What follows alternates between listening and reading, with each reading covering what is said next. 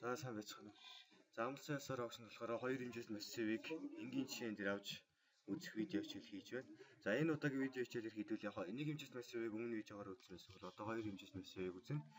За энэ хоёр хэмжээст массивын жишээн дээр юу их хөхлөөрэ хоёр хэмжээний оюутны код оруулаад оюутны дүнгээ оруулахад 30 дүнгийн олдог тийм жижиг хэмжээний програм хий.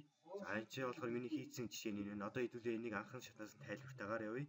За хоёр хэмжээст массивыг лекцэн дээр үзсэнчлэн ерөнхийдөө ихэнх нь ойлгоцоод авсан байгаа. Хамгийн ихний энэ утга нь энэ болохоор мөрийнх, энэ ардлынх нь багных. За энэ 0 дугаар мөр, 1 дугаар мөр, 2 дугаар мөр. За энэ болохоор 3 дугаар мөр, энэ болохоор 3 дугаар мөрийн 3 дугаар баг нь. 3 дугаар мөрийн 4 дугаар баг нь багхгүй. За тэгэхээр үндсэндээ онгоц буудахыг багтаа тоглодог байсан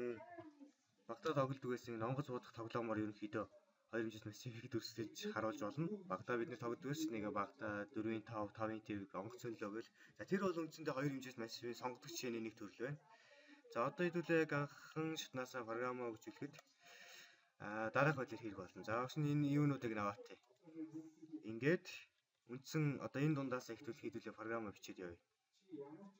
Энэ програмуудаа бичээд явъя. За одоо програм бичье. Одоо биднэрт ямар бодлогын даалгавар байна гэхээр бодлогын даалгавар ийм бодлого байна. За даалгавар юу гэх вэхээр даалгавар ийм юм хий гэхлээр за одоо оюутны хоёр хэмжээст массив үүсгэнэ. Хоёр хэмжээст массив үүсгэнэ. Тэгээд нэг мөрөнд нэг оюутны код болон дүн байна. За гих зэргээр нийт 5 оюутны дүн оруулах ёстой. За иймэрхүү бодлогын даалгавартай. Тэгээд 5 оюутныхаа дүнгийнх нь дунджийг олох юм бодлоготой. За тэгвэл бид нар ямар сонсогч хэрэг болох вэ гэхээр эхлээд интежер төрөлтэй. За дүнгээ int төрөлтэй байдаг гэж бодъё. Тэгвэл дүн гэдэг нэртэй массив 2 хэмжээст болохоор 2 дөрвжин алттай.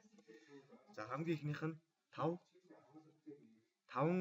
мөртэй 2 багантай гэдэг чинь яасан үг гэхээр за бид нар Excel програм дээр гаргаж үзүүлвэл 5 мөртэй 2 багантай гэхлээр нийт 5 мөртэй 2 багантай гэдэг энэ байна. За энийг бид нэр иймэрхүү бүтцтэй хоёр хэмжээст массивыг бид нэр зохион байгуулах шаардлагатай боллоо. Энд оюутны код байна, энд дүн байна. Энд оюутны код байна, энд дүн байна. Тус энэ ангийн оюутнуудын кодыг дүнгийн дунджийг олох одоо шаардлагатай байна. За тэгвэл энэ төрөлтэй ийм нэг дүнгийн утга зарласан байна. Одоо хэдүүлээ болохоор энэ дүнгийнхаа утгуудад гараас утга авах шаардлагатай болно. За тэгвэл ямар утга вэ гэхээр дүнгийн дунджийг олоход мэдээж дүнгийн нийлбэрээ олно. Тэрийг сам гэдэг хувьсгчид хадгална. За өөр ямар хувьсгч хэрэг болох вэ гэхээр I болон G гэдэг хувьсгч ашиглана. За энийг өгсөн дараа тайлбарлаж өгье. За одоо хэдүүлээ эхлээд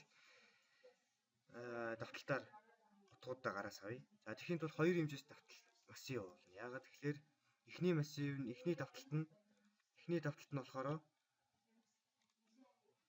эхний давталт нь ингээ мөрийн гүйлгэн. 1-р мөрийн бүх ингээ утгуудын утга авна. Дараа нь 2-р мөрөнд нь утга авна. Дараа нь 3-р мөр гих зэргээр бүх мөрөнд нь утга авах шаардлагатай. Тэгэхээр for давталт нь I тэнцүү 1-ээс ахуулаад мөр хүртэл буюу I нь 9 баг 0-ээс ахуулъя. Нөгөө 5 0 массивын индекс 0-ээс эхэлдэг 0-ээс 5 хүртэл. I-га 1-ээр нэмэгдүүлнэ. За одоо энийг давхар давталж явна. Одоо энэ болохоор зөвхөн мөрийг нь уншиж байгаа. Одоо багныг нь унших давталтыг G тэнцүү 1-ээс G нь 9 баг 2 хүртэл 0-аас. За 0-аас 2 хүртэл нийт 2 ширхэг багныг оруулж байна. Хойшоо ингээд дундуур энэ багнаа оруулж байна гэсэн үг. За тэгвэл одоо бид нэр ингээд G-гээ 1-ээр нэмэгдүүлнэ. Одоо энэ дотор гараас утга авах. За одоо хамгийн яаж алах вэ гэхээр эхнийх нь код, дараагийнх нь баг нь буюу энэ бол ингийн бол 0 дугаар баг нь энэ 1 дугаар баг нь гэж үзнэ. 0 дугаар багийн дотор код оруулна. 1 дугаар баг нь бол та дүнгээ оруулна уу гэдэг тийм асуулт хийлээ. За тэгвэл хэрвээ I G тэнцүү 0-тэй тэнцүү байх юм бол 0 гэдэг чинь 0 дугаар нүдтэй тэнцүү байх юм бол printf гэчээд код оруулна. За тэгвэл кодтой ингээ хичээл 1-ийн код 0-тэй тэнцүү байх юм бол энийг хуулаад тавьчих шиг өөр хийсэн юм аа. За энийг хуулаад тавья. Listen D буюу хичээл 1 гэдгээ хэлж байгаа зүгээр. Энэ болохоор дүнгийн I буюу 0 дугаар элементийн 0 дугаар буюу кодд утга авна гэсэн юм байна. За эсрэг тохиолдол буюу I нэгтэй тэнцсэн шүү дээ тийм ээ. Нэгтэй тэнцсэн тохиолдолд юунд утгах вэ гэхээр одоо дүндээ утгах шаардлагатай. Дүн буюу result. За тэгвэл одоо яах вэ гэхээр одоо ингэ одоо энэ болохоор дүнд нь гараас авчих. Одоо ингэ сам тэнцүү сам дээр нэмхэн дүнгийн I дүнгийн G. За энэ болохоор яаж байгаа вэ гэхээр энэ дүн бүрийг гараас оруулахдаа тухайн үед нэмээд ийн гэсэн. Эдрийг нэмэх шаардлагагүй шүү дээ тийм ээ. За тийм байна. За тэгвэл одоо бид нар дүнгуудээ гараас авчлаа. За програм ажиллаж үзье. Дүнгуудээ гараас авлаа. За энд ямар алдаа байна гэхээр хаалтны алдаа байна. За хичээл 1-ийн код нь 001 9 авсан. 002 дээр ид авсан. За ингэ хэсгэргээр тест оруулахад ингээд 5 дүнгээ оруулаад дуслаа. Одоо энэ дундаасаа дундчийг нь олохын тулд яах вэ гэхээр бүгднийхээ нийлбэрийг нь самд онооцсон байгаа. Буюу дүнгийн нийлбэрийг одоо дундчийг нь хэлж харуулна. За тэгвэл printf гэж хагаад за avg чи дундаж за хувь d биш elif дабл төрөлтэй. За тэгвэл юу хийх вэ гэхээр ийм хүн самыг хаваахан 5 дүн бутгаа гарч болно. 5 хичээлтэй гэдэг үгнээс. За одоо энийг ажиллаж үзье. 001 код тавихад 65. 002 дээр 15 авсан.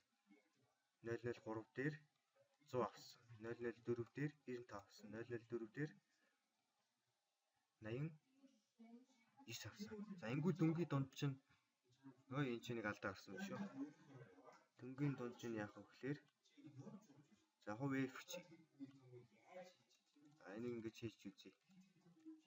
Энэ алдаа чинь. За тэгвэл энийг хувь D болгочих. Нэрийг самыгаа хэдүүлээ. Тийш үнцэх тоо дээр авсан. За тийм байна. За дүнгээ дунджаар яах юм бэ? Яагаад вэ гэхээр сам чи өөрөө тэгш тоогоор зарласан байгаа болохоор энэ хэлж явахдаа шиг санаалахтай тэгш тоогоор авах шаардлагатай байна. За гих зэрэгт хоёр хэмжээст массивыг хүссэн байдлаар үүсч болно. Дараа нь давхар давталт ашиглаад хоёрын давхар давталтыг дахин ашиглаад одоо ингэ шалгаж болно гэсэн. Одоо ингэ энэ утгууд донд хайж болно шүү дээ. За зөвхөн 45 үеийг дүнтэй кодтой хичээлийг дүүх харъя гэх юм бол хэрвээ одоо аль нь дүнгийн I болон G 45 үеийг кодтой ихсэх юм бол таны тэрний дүн тэр байх юм бол одоо дүн байна ч гэдэг юм уу. Гих зэрэг тийм ийм кодтой хичээл дүн байна гэдгийг хайж олж байгаа тийм зүйл үүсэх. За гих зэрэгээр та нар өөрсдөө энэ програм ажиллаж үзээд заавал ажиллаж үзээд тэгээд өөрсдийгөө сориод өөр олон жишээ хийж судалж үзээрэй.